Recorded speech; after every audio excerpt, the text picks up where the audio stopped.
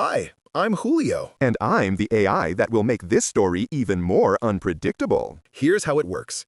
I write the first 4 chapters full of mystery, clues, and twists. And then I step in to write the final chapter. But here's the challenge. Can you guess the ending the AI will create before it's revealed? I doubt you can. My endings always have a hidden surprise. So, join us. Hit the like button if you enjoy the idea and share in the comments how you think this story should end. Will your theory beat the AI's twist? My fingers freeze over the keyboard. The clock on my monitor reads 3:42 a.m., but time suddenly feels irrelevant. I've been inside the university's restricted server for nearly 2 hours, navigating through folders that shouldn't exist, opening files that were never meant to be seen. Just another night for me, until now. Subject 01. Observed in female dormitory 2:17 a.m. Video file available. The line pulses on my center screen, followed by hundreds of similar entries scrolling below it. But it's the name attached to Subject 1 that sends electric panic through my chest. My name. My dorm room shrinks around me. The blue glow from my monitors casts everything in a cold, clinical light. An empty energy drink can topples as my hand shakes. The campus outside my window is dead silent, but the fan in my custom-built PC seems deafeningly loud now. I check my door again. Locked. Windows? Covered. Wireless network? Bounced through 7 proxies. But none of it matters if they're already watching. This has to be some kind of prank, I whisper, but my voice sounds foreign in the darkness. No one knows I can break through these firewalls. No one except maybe Professor Klein, but he wouldn't. My cursor hovers over the video link. One click and I'll know what they have. One click and I might expose my position further. My headphones feel suddenly tight around my neck. I execute a rapid scan for any active monitoring on the server. Nothing. But that doesn't mean they won't notice an unauthorized download. Deep breath. I create a ghost protocol, a temporary mirror that will disappear once I disconnect, and download the file to an isolated virtual machine.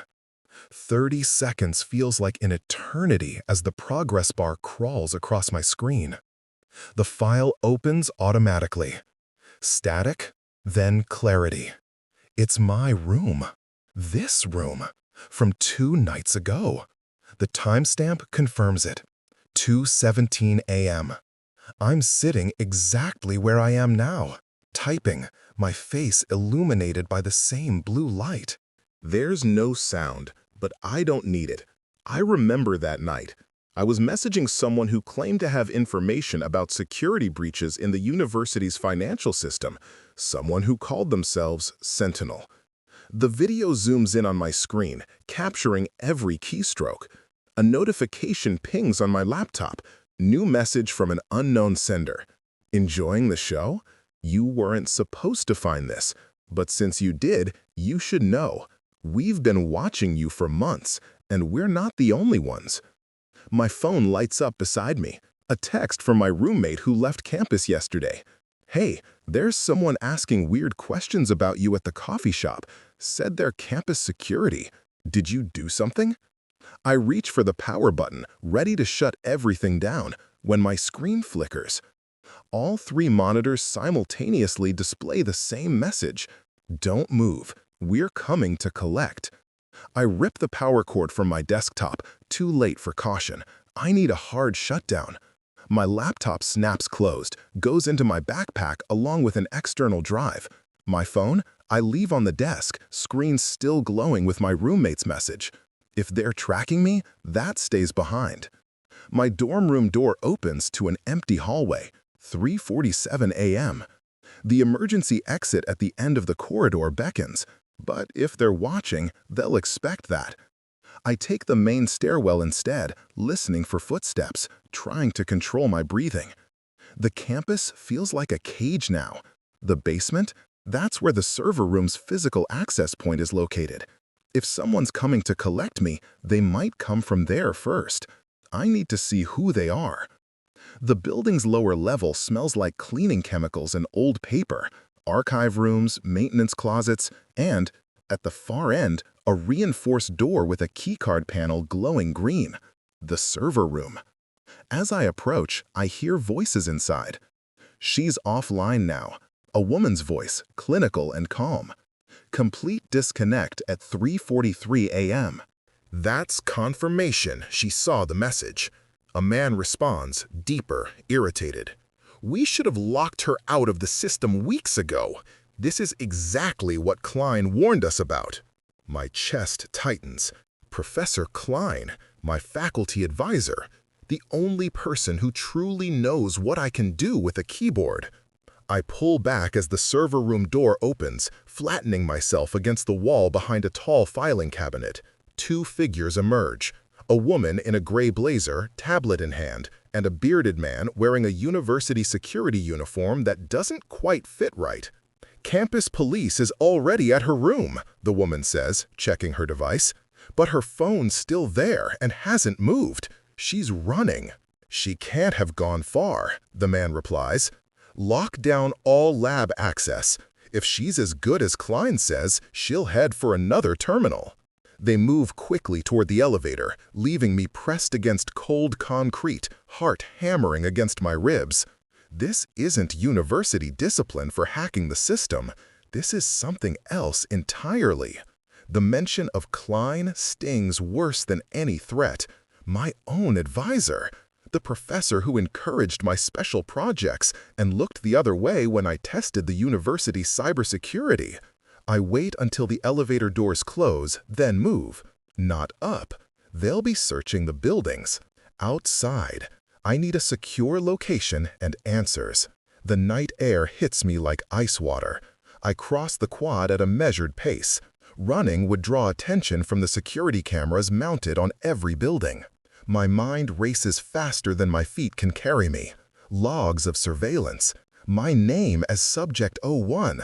Klein's involvement. A collection team. The 24-hour cafe across from campus is my best option. Public enough to be safe, with free Wi-Fi I can bounce and encrypt. I order a coffee with shaking hands, take a corner booth, and power up my laptop. First priority, secure communication. I message my roommate through an encrypted channel we set up months ago for sharing exam answers. Who exactly was asking about me? Her response comes seconds later. Older guy, beard, campus security jacket. Asked if I'd seen you tonight. Said there was a system breach they needed to talk to you about. Seemed super intense. The man from the server room. I send another message. If anyone asks again, tell them I left campus for the weekend, going to crash at a friend's place tonight. Important. I open a secure browser and try to access the university's main network remotely. Blocked. They've changed the access protocols already, but there's a backdoor I installed months ago in the computer science department's separate research server. I tunnel through, holding my breath. I'm in, but everything feels different. Files rearranged, new security protocols. I navigate to the directory where I found the log07 restricted folder. It's gone, completely scrubbed. They're covering their tracks. A notification flashes in my taskbar. Someone's trying to trace my connection. I should disconnect immediately, but I need something, anything, to understand what I've stumbled into. I execute a rapid search for my name across all directories. One hit, a single document, personnel file from Human Resources, dated 6 months ago. I open it, expecting to see my student records. Instead, I find an employment contract. My name, my signature, perfect but forgery. Position title, Research Assistant, Project Sentinel. The project name hits me like a physical blow. Sentinel. The same name used by my anonymous contact 2 nights ago. According to this document, I've been working on a classified university research project for months, a project I know nothing about. A new message appears on my screen. Clever girl, public location, encrypted connection, but we still see you. My gaze snaps up. Across the cafe, a woman with short gray hair meets my eyes. The woman from the server room. She raises her coffee cup in a mock toast. My screen refreshes with new text. We're not the enemy. Klein is. He's altered your memory. The woman stands, walking toward my table. I should run. Every instinct screams for escape, but her next message freezes me in place. You created the surveillance system, Alex, and then you tried to erase yourself from it. Don't run. The woman slides into the seat across from me, her movements precise, calculated. That would make things worse for both of us. My laptop screen still displays her impossible message. I created the surveillance system. My fingers hover over the keyboard, ready to slam it shut and bolt. Who are you? My voice is barely audible over the cafe's ambient music. Dr. Eleanor Voss, Department of Cognitive Science. She places a university ID on the table. 6 months ago, you joined my research team on Project Sentinel. 3 weeks ago, you disappeared from our lab and erased all digital evidence of your involvement. Fragments of memory flash through my mind.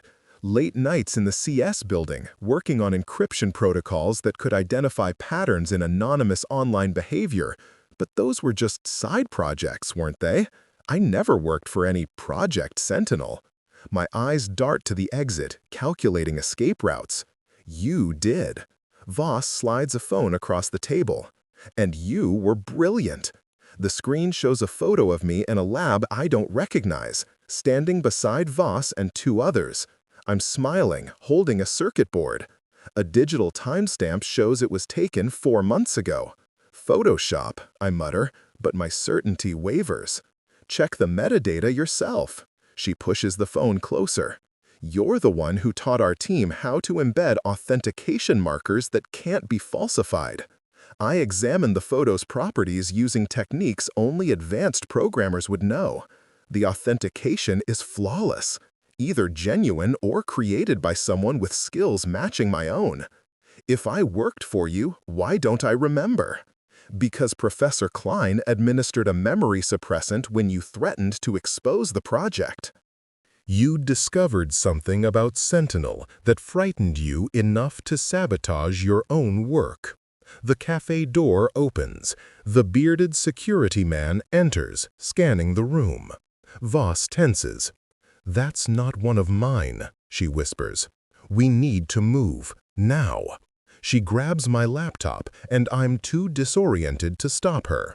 We exit through the kitchen, a service door, into an alley. My mind races. Trust no one, but I need information. If Klein altered my memory, why come after me now? I demand as we hurry toward a black sedan. Because the system you built is still running, still collecting data. She unlocks the car.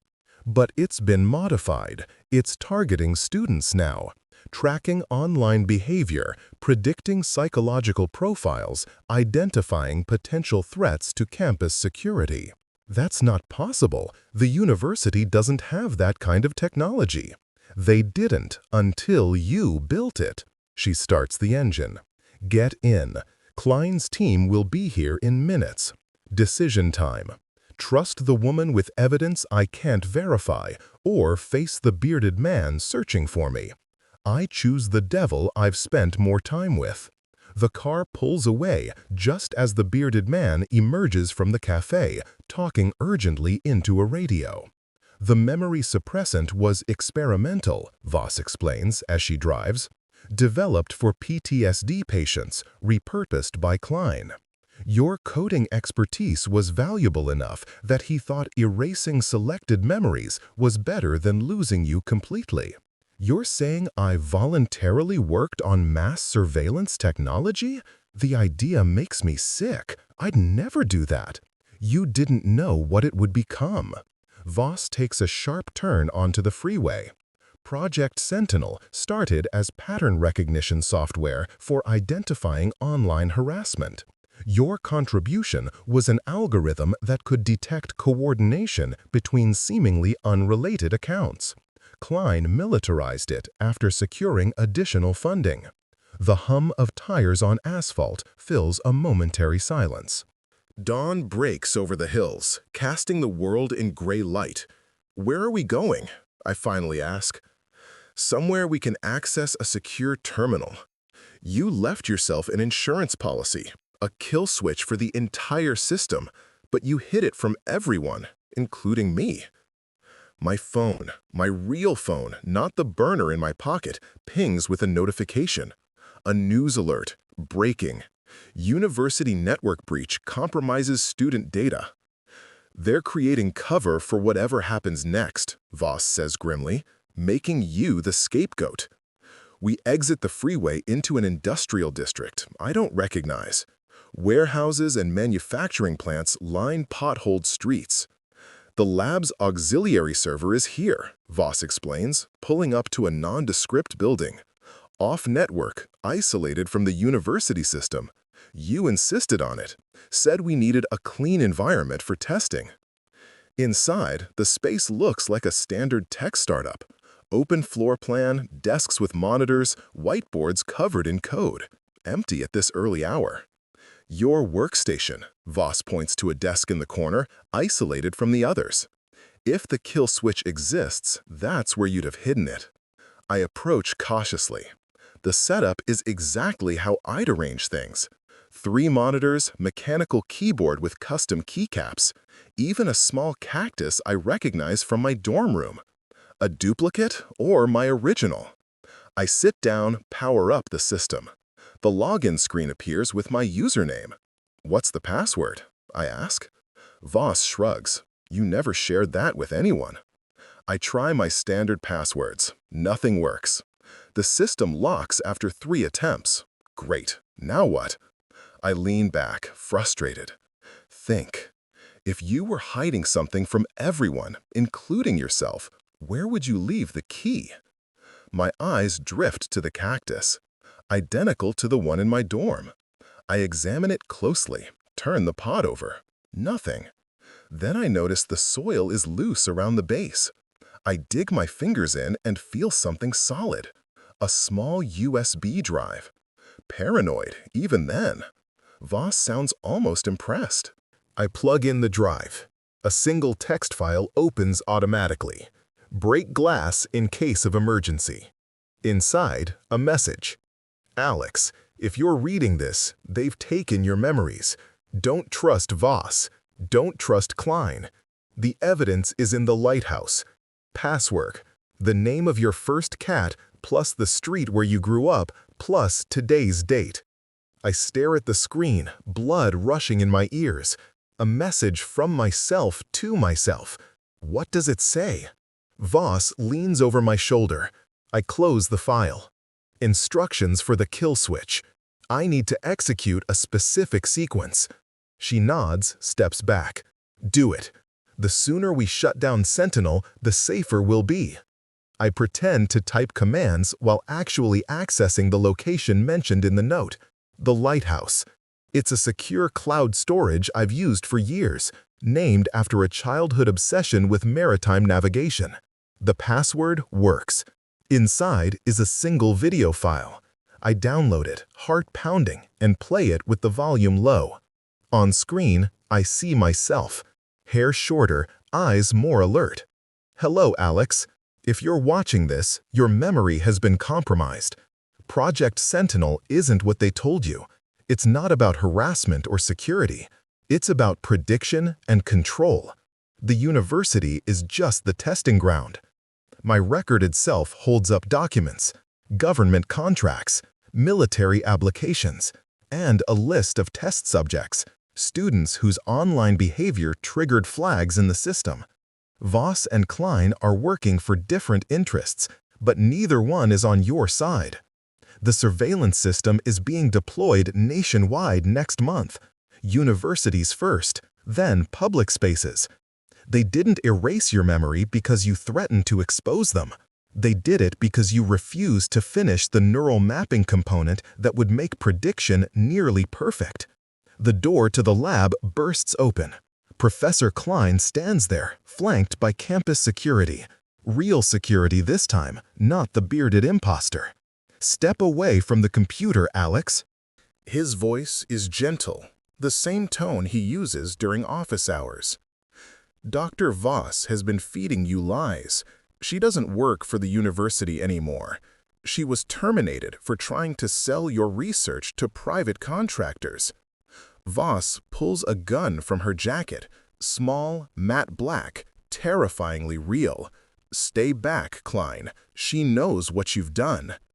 I'm caught between them, the video still playing behind me, my past self still speaking. The truth is bigger than either of them has admitted. This isn't just about surveillance. They're using the behavioral data to develop something called cognitive recalibration. They tested it on you first, and now they're ready to scale it up. Time slows. Klein on one side, security personnel behind him, Voss on the other, gun steady in her hand. My video still playing, revealing secrets I apparently tried to preserve from myself. Both of you are lying, I say, loud enough to be heard over the tension crackling between them. The system isn't just about surveillance, it's about control. Klein's expression shifts from concern to calculation. Alex, whatever you think you know. Cognitive recalibration, I interrupt. You tested it on me first. The professor flinches as if struck. Behind him, one of the security officers touches his earpiece, eyes widening slightly. We're all leaving, the officer announces. Now. Building breach in progress. 3 vehicles approaching from the south entrance. That's not our team, Voss says, glancing at her phone. Who else knows about this facility? The answer comes in the form of heavy boots on concrete. The bearded man from earlier appears in the doorway, now accompanied by 4 others in tactical gear. No university logos, no identifiable insignia. Department of Defense, the bearded man announces. Everyone on the ground, hands visible. No one moves. The tableau freezes. Voss with her small pistol, Klein with his campus security, and now a military team with assault rifles. You don't have jurisdiction here, Klein starts. Project Sentinel was reclassified under national security last week, Beard responds. All personnel and research assets are now under federal control. I used the distraction to slip a wireless drive from my workstation into my pocket. If I can't trust anyone, I need to preserve the evidence myself. The student comes with us, Beard continues, pointing at me. The neural architecture can't be completed without her. Neural architecture, the final component I supposedly refused to finish, the reason they erased my memory. Voss laughs, a harsh sound that cuts through the tension. You're too late. She's already activated the kill switch. I haven't, but the bluff creates instant chaos. Klein lunges for my computer. The Dodd team shouts contradicting orders. Voss uses the confusion to fire. Not at people, but at the main power junction on the wall. Darkness. Emergency lights cast everything in red. In the confusion, someone grabs my arm. Voss's voice in my ear. Server room, now. We duck between bodies, emerge into a corridor. Alarms blare. Ahead, a reinforced door marked restricted access. Voss swipes a keycard, pushes me inside, follows, then locks it behind us. The room hums with cooling fans and blinking lights. Rack after rack of servers stretches into the shadows. What is cognitive recalibration? I demand. The real reason they wanted your algorithm. Voss holsters her gun. Not just to identify patterns of behavior, but to modify them. Your code could predict online behavior with unprecedented accuracy. They weaponized it. Weaponized how? Micro-targeted content delivery, psychological nudging at scale. Show the right content to the right people at the right time, and you can change how they think without them realizing it. She moves to a terminal. The university was the perfect testing ground. Controlled population, complete access to campus networks. My mind races. The surveillance logs. Subject 01. They were monitoring the effects on me. You were the prototype. They used your own algorithm to model your psychological profile, then implemented the recalibration protocol. When you realized what they'd done, you threatened to expose everything. So they erased my memory instead of killing me? I ask, disbelieving. They needed you alive, the neural component, the part that makes the predictive engine nearly perfect. Only you understood how to build it. Voss types rapidly. Klein thought erasing targeted memories would reset you to a compliant state, let them manipulate you into finishing the work. The terminal displays a system architecture I immediately recognize. My coding style, my approach to problem solving, but applied to something monstrous. If they could perfect this, I trail off, implications flooding my mind. Social media platforms, news aggregators, recommendation engines, all weaponized. Precision-targeted influence campaigns without deploying a single human agent. Democracy through algorithmic suggestion. Outside, fists pound on the door. Metallic scraping suggests they're attempting to breach the lock. We don't have much time. Voss pulls a small device from her pocket, a quantum encryption key, military grade. This will give us temporary access to their secure network. If you're going to shut it down, it has to be now. I connect the key, tunnel into the main Sentinel infrastructure. The architecture unfolds before me, beautiful, elegant, and horrifying. I recognize my work intertwined with systems I never created. Modules for behavior prediction, opinion modeling, content optimization, and psychological profiling. This is bigger than the university, I whisper. The test deployment here is connected to a much larger network. Voss nods grimly. 15 universities now. Government contract for 50 more by year's end. Then social platforms, news organizations, streaming services. The door buckles under sustained pressure. We have minutes, maybe seconds. I dive into the code, searching for vulnerabilities. My eyes widen as I discover something unexpected. A hidden authentication protocol requiring biometric confirmation. They need my brainwave pattern, I realize. That's why they couldn't kill me or permanently damage my memory. The neural component is keyed to my specific cognitive signature. Voss checks the failing door. How do we use that? We don't shut it down. We redirect it. My fingers fly across the keyboard. They built backdoors into every node, ways to monitor and control the system remotely. I can invert the protocol. What does that accomplish? It turns their surveillance against them. Every attempt to access the system will flag the user for monitoring. Every attempt to deploy cognitive recalibration will record who authorized it and why. I implement the changes rapidly. Complete transparency. The door gives way with a screech of metal. I execute the final command sequence just as Beard and his team burst into the server room, weapons raised. "Step away from the terminal," he orders. I raise my hand slowly, watching the confirmation message appear on screen. Protocol inverted, system transparency engaged. "It's done," I tell him. "Sentinel sees you now." His radio crackles urgently. Someone on the other end sounds panicked.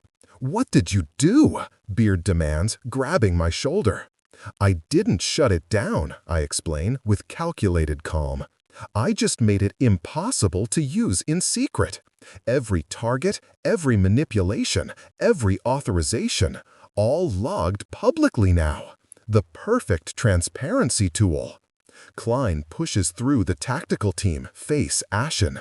"You have no idea what you've done. This goes all the way to—" A single gunshot cuts him off. Not from Voss's weapon or the Dodd team. From behind them all, at the doorway. A woman I've never seen before steps forward, standard issue pistol still raised. That's quite enough, Professor. Her ID badge catches the emergency lights. National Security Agency. The system was never meant for domestic surveillance, she states coldly. You violated at least 17 federal laws by deploying it against American citizens. For a moment, relief floods through me. Accountability, justice, the truth emerging.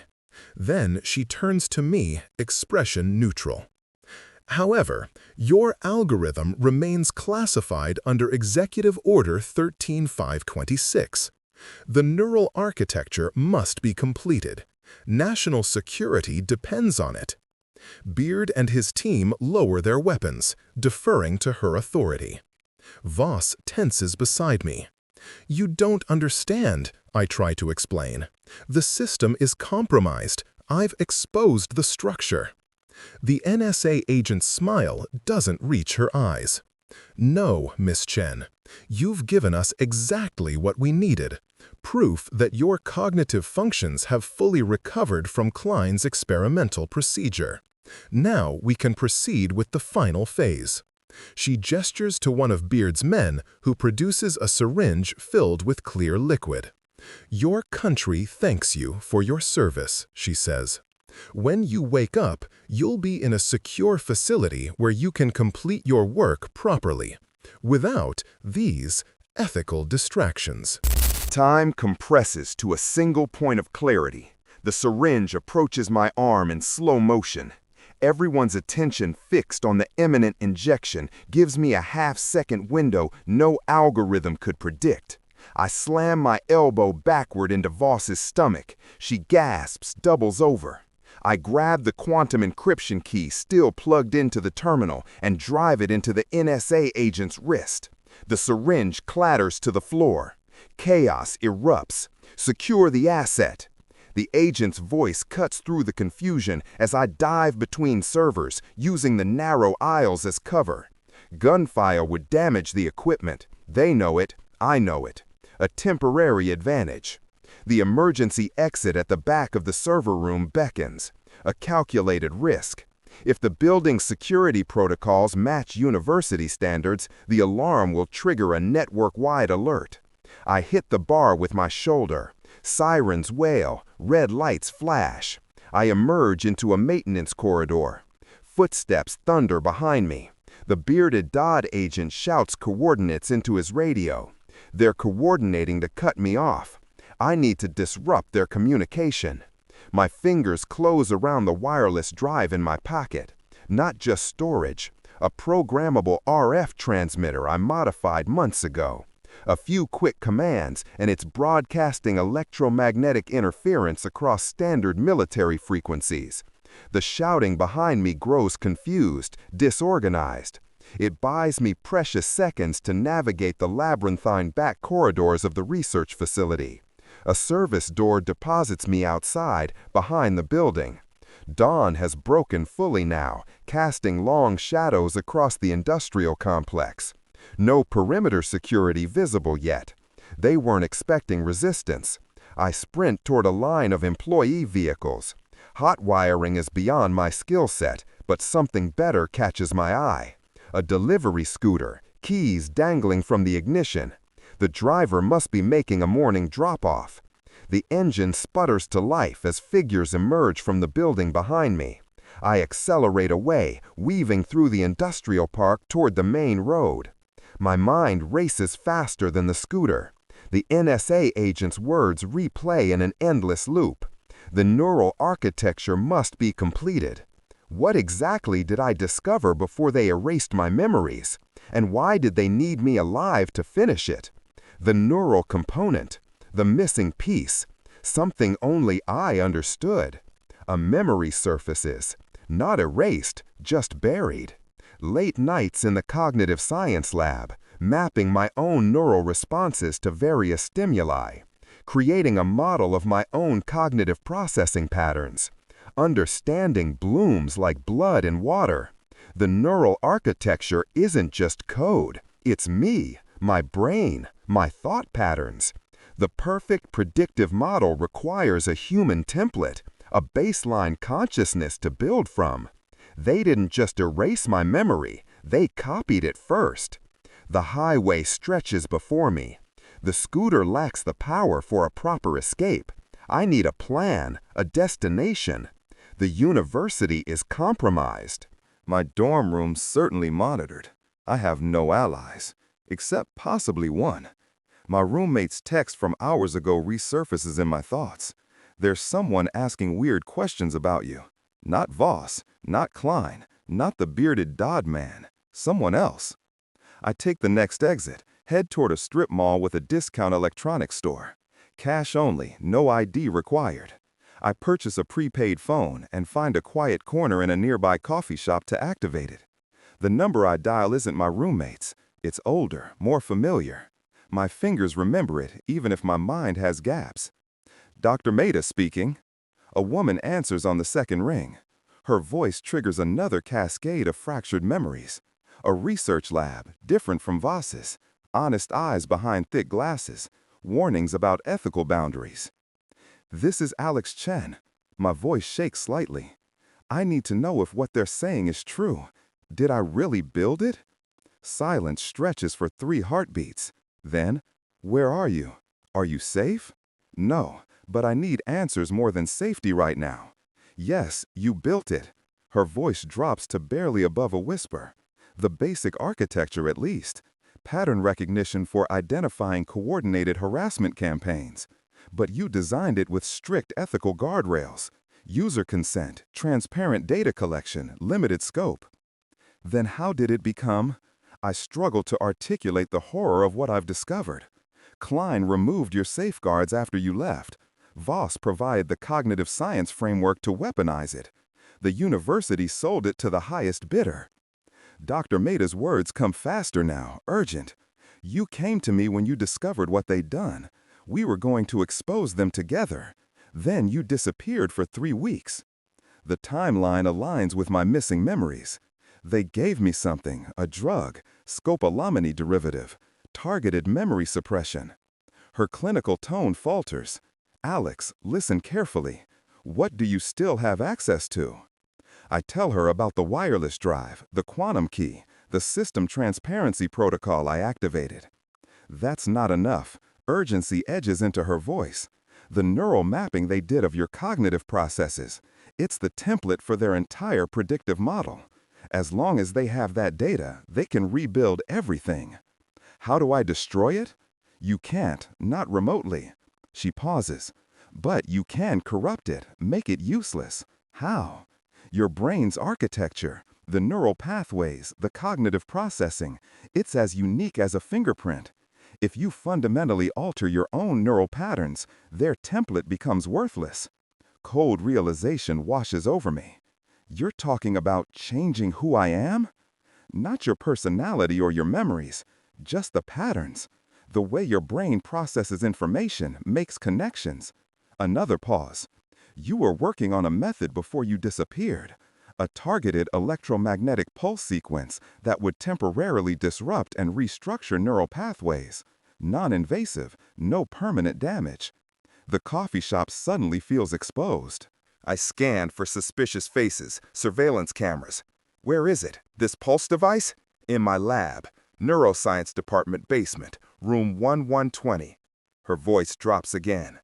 Alex, the prototype only works on the original brain used to calibrate it. You designed it that way as a safeguard. It's keyed specifically to your neural signature. And it will corrupt their template data? If they try to use your old cognitive pattern after you've altered it, the algorithms will fail catastrophically. A moment of hesitation.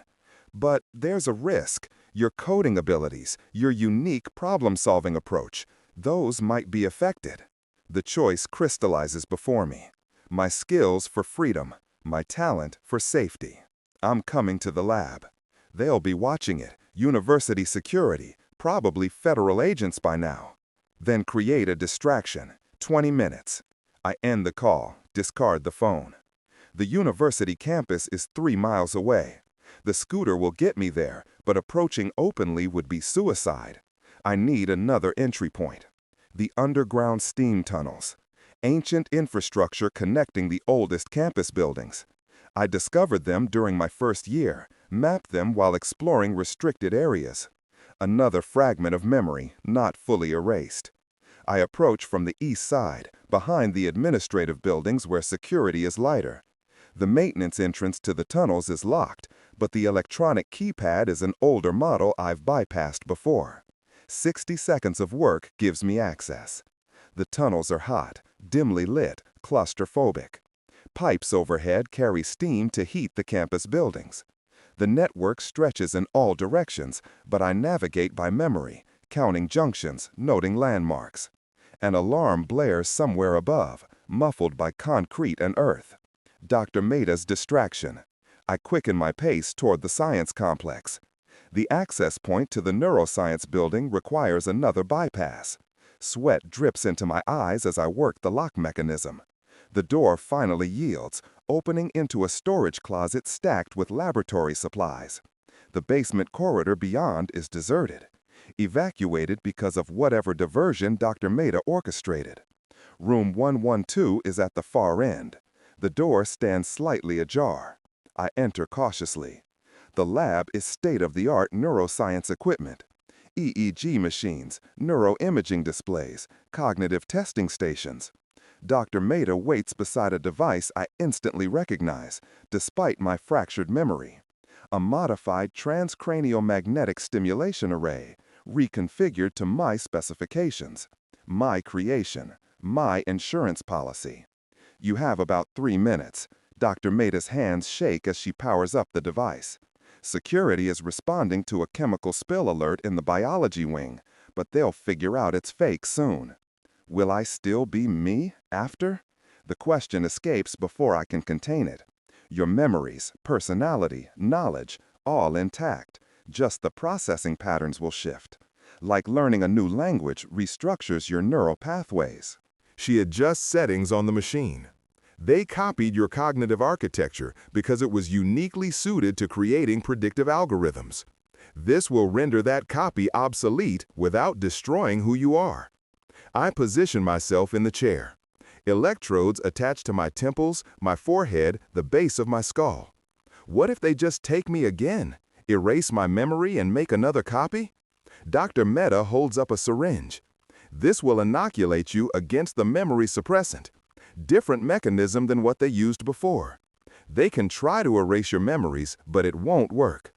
The needle slides into my arm. Not for suppression this time, for protection. Ready? She asks. Footsteps echo in the hallway outside. Time's up. Do it. She activates the sequence. The magnetic pulses begin. Invisible but felt as pressure behind my eyes. A peculiar tingling at the base of my skull. My vision fractures, reassembles. Thoughts scatter like startled birds, then reform in different patterns. The door bursts open.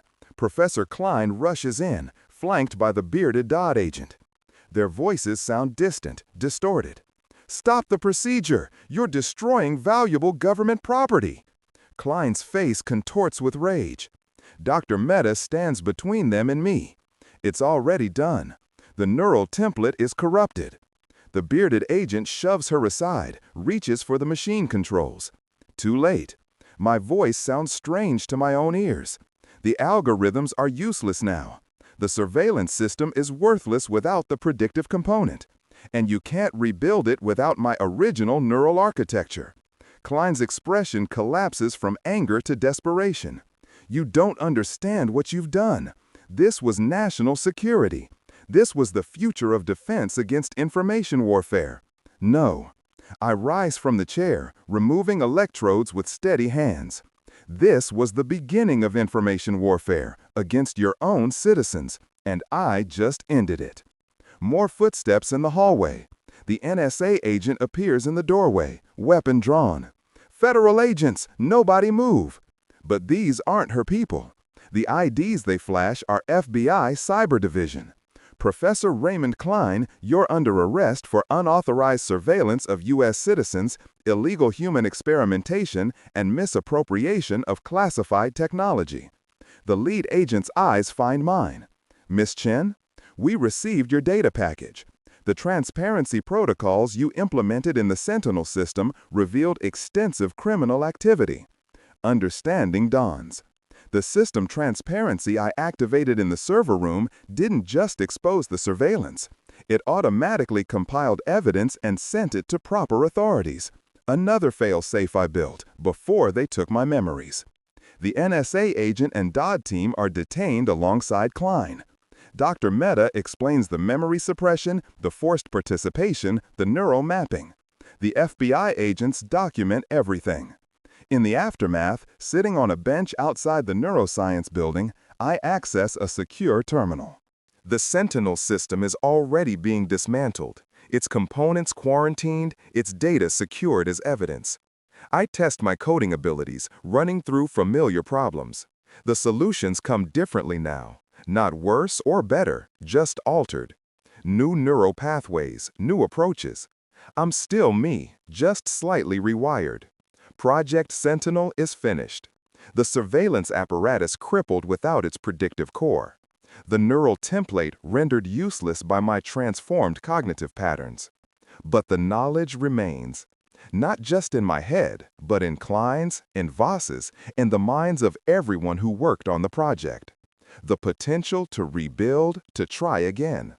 I begin typing a new algorithm. Not for surveillance or prediction, but for protection. A distributed watchdog protocol that can detect the signatures of systems like Sentinel being developed anywhere in the world. Open source, transparent, impossible to shut down. The first lines of code flow from my fingers. Different syntax than I would have used before, but elegant in its own way.